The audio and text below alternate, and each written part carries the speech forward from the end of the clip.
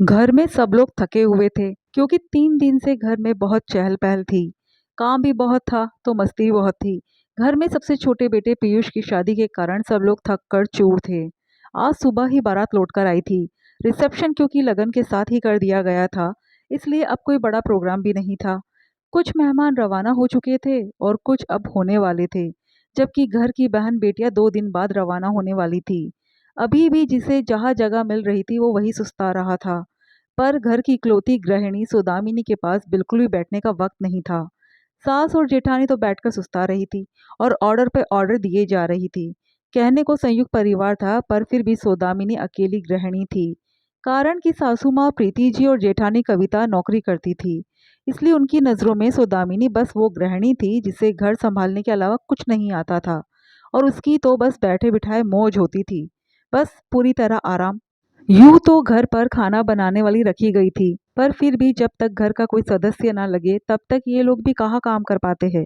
इसलिए सौदामिनी को उनके साथ बराबर लगना पड़ रहा था। साथ ही साथ अपनी सास और जेठानी के ऑर्डर भी मान रही थी। दोनों सास और जेठानी बाहर बैठकर बस पूरे प्रोग्राम की समीक्षा ही कर रही थी। साथ ही साथ अपनी तारीफ भी किए जा रही थी। इस बार तो हमने सारा प्रोग्राम इवेंट मैनेजमेंट वालों से करवाया है, ताकि घर में हर कोई एंजॉय कर सके। वाकई प्रोग्राम तो अच्छे से हो गया है ना मम्मी जी? और नहीं तो क्या, देखो इस बार किसी को भी परेशान नहीं होना पड़ा। बस पैसा लगा है, पर काम तो देखो कितने अच्छे से हो गया। प्रीति जी भी हाँ में हाँ मिलाते हुए बोली। इतने में सौदामिनी सबके लिए चाय लेकर आई। उसे देखते ही जेठानी ने तंज कसा। सही है, शादी में पैसा तो बहुत लगा, पर उन पैसों को भी कमाना पड़ता है। हम तो कोलू के बेल की तरह कमाने में ही लगे रह जाते हैं। सारे मजे तो सौदामिनी करती है हमारे घर में। हाँ, ये तो है। उसे सब कुछ घर बैठे-बिठाए मिल जाता है। देख लो, उसकी सारी शॉपिंग भी हमने ही कर ली। उसे तो बाहर धूप में पकना भी नहीं पड़ा। यहाँ तक कि घर के हर काम के लिए नौकर लगा रखे हैं। प्रीति जी ने कहा तो कविता जोर-जोर से हंसने लगी। उसे हंसता देखकर प्रीति जी और साथ बैठे रिश्तेदार भी हंसने लगे। अपनी सास और जेठानी की बात सुनकर सौदामिनी चौंक गई कि क्या सचमुच उसे कुछ नहीं करना पड़ा, जबकि शादी में पूरा घर उसने अकेले ने संभाला था। पूरी शादी में अब तक 10 बार तो दोनों सास बहू से ये सब बातें सुना चुकी थी। एक बार पति की तरफ देखा तो उन्होंने कुछ भी ध्यान नहीं दिया। आखिर इतने लोगों के बीच में क्या कहती, इसलिए वो चुप हो गई। इतने प्रीति ने कहा, अरे सौदामिनी, अपनी नई देवरानी को भी चाय नाश्ता पकड़ा दो। उसका भी थोड़ा ध्यान रखो, वो भी अब इस घर की सदस्य है। और फिर खुद जाकर नई बहू के पास बैठ गई। जैसे ही सौदामिनी नाश्ता लेकर आई तो प्रीति जी ने अपनी नई बहू से कहा, देखो बेटा, अगर तुम्हें किसी भी चीज़ की ज़रूरत हो तो तुम सौदामिनी से कह देना। वैसे भी ये गृहिणी है, ये कोई जॉब नहीं करती, इसलिए दिन भर फ्री होती है और घर पर ही आराम से रहती है। सुनकर सौदामिनी को बहुत बुरा लगा कि ये कैसी जान पहचान कराई जा रही है एक जेठानी की उसकी देवरानी से। लेकिन मम्मी जी की बात सुनकर जिस तरह से देवरानी ने सौदामिनी को देखा, वो नज़रें बड़ी अजीब सी थी। पर उसमें उसकी क्या गलती? जैसे उसकी इमेज सासू माँ देवरानी के सामने बनाएगी, वैसी इमेज ही तो बनेगी। अब तो पारा उसके सिर के ऊपर से जा रहा था। सौदामिनी ने भी ठान लिया कि अब तो कुछ ना कुछ करना पड़ेगा। लेकिन तभी उसके पति ने उसे किसी काम से आवाज़ दे दी, तो वो वहाँ से चली गई।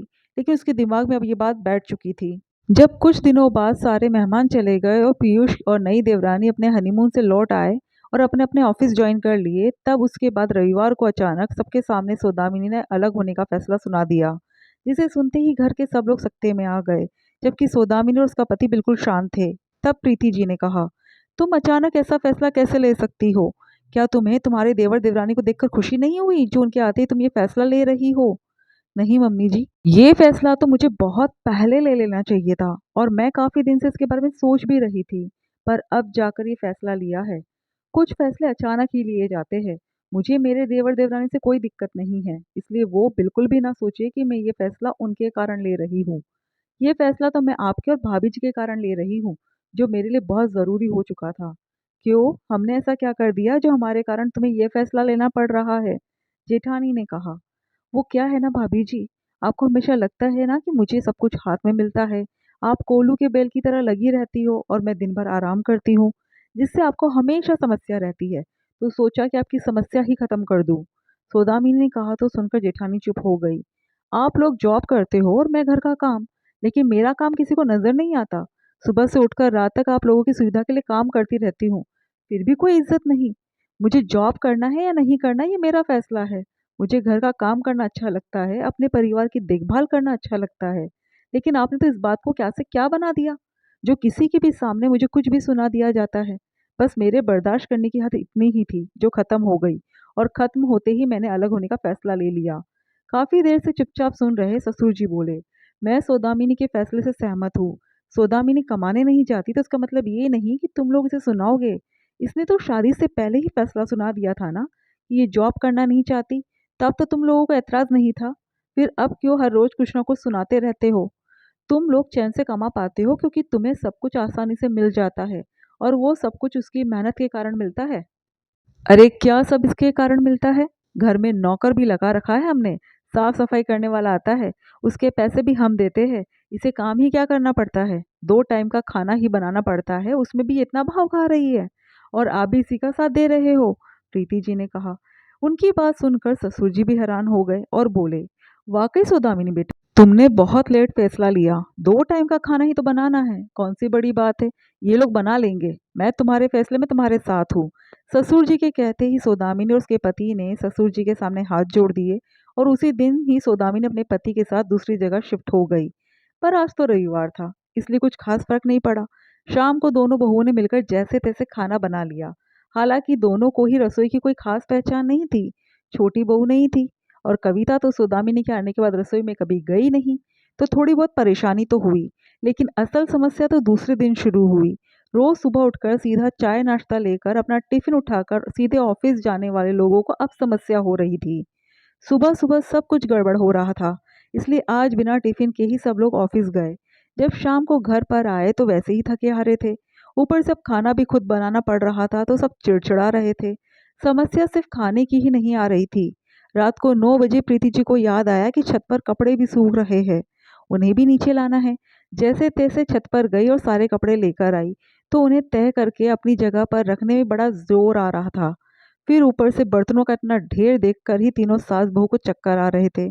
आखिर थक कर ऐसे निढाल हुए कि दूसरे दिन सुबह उठने में लेट हो गए। कोई ऑफिस के लिए लेट हुआ तो किसी को हाफ डे करना पड़ गया। अभी ज्यादा से ज्यादा 3 दिन ही बीते होंगे कि दोनों बहुओं में काम को लेकर झगड़ा भी हो गया। आखिर सबको सौदामिनी की अहमियत समझ में आ रही थी, पर किस मुंह से कहते। खाना बनाने वाला भी रख कर देखा, लेकिन किसी को भी उसके हाथ का खाना जमा ही नहीं। ऊपर से सुबह सुबह चाय नाश्ता और टिफिन खाना बनाने वाला क्यों बनाकर देता, तो आखिर उसे हटाना ही पड़ा।